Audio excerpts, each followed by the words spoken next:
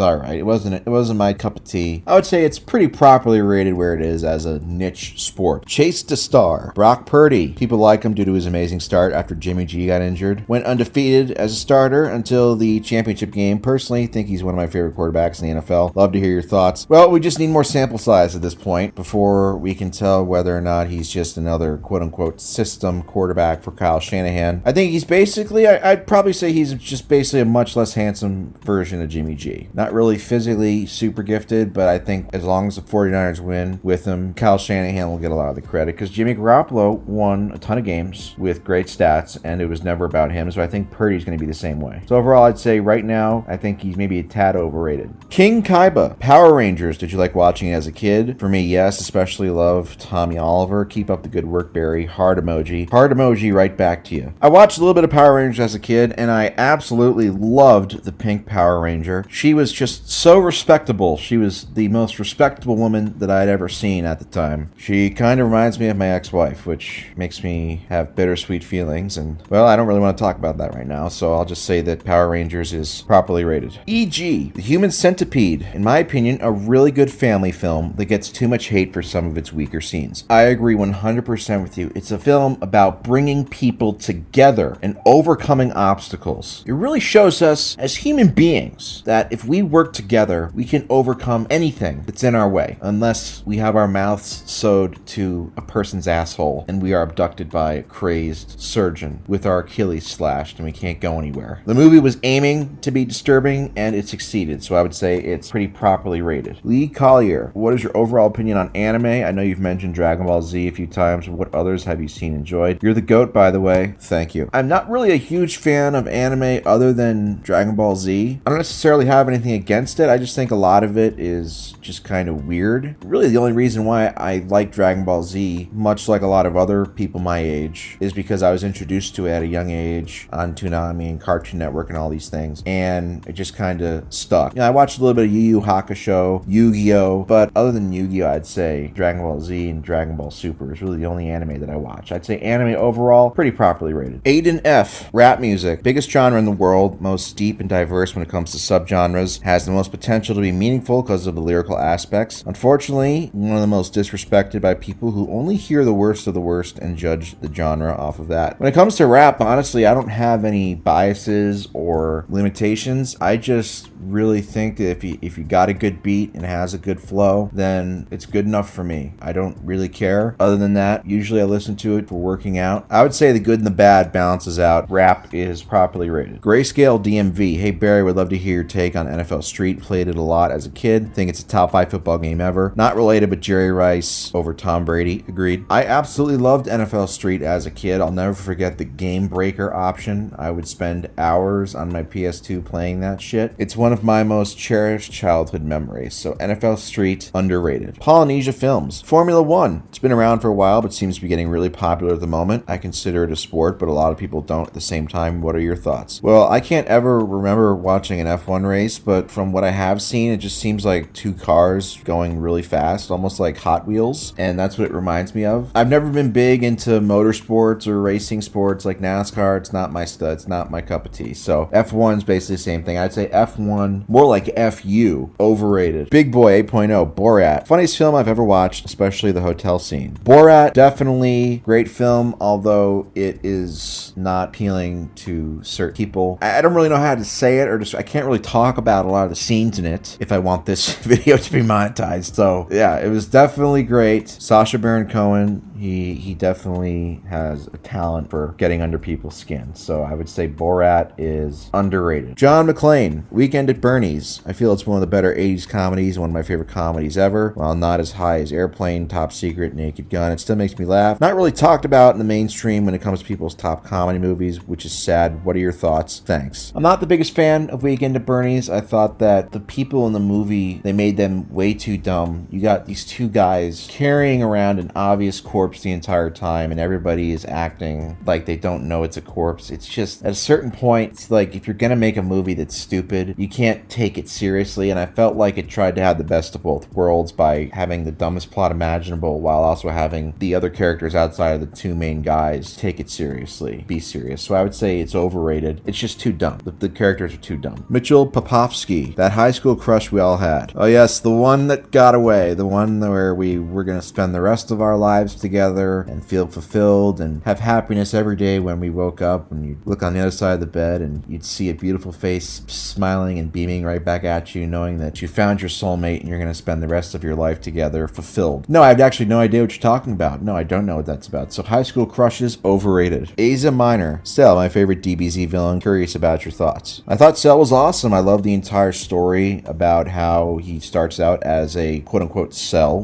becomes a larva, and then he has to absorb two androids in order to reach his perfect form, and he has components of all the Z fighters and stuff because Dr. Gero created them and he spied on all the Z fighters. So I thought it was a great backstory. I really think specifically the Future Trunks arc, the Future Trunks stories, I love that stuff. So I think Cell was great. I think he's underrated, although he was a jerk. That's all for this video, folks. I hope you enjoyed it. If you haven't yet, please press that subscribe button. There is plenty more great content on the way. Take care.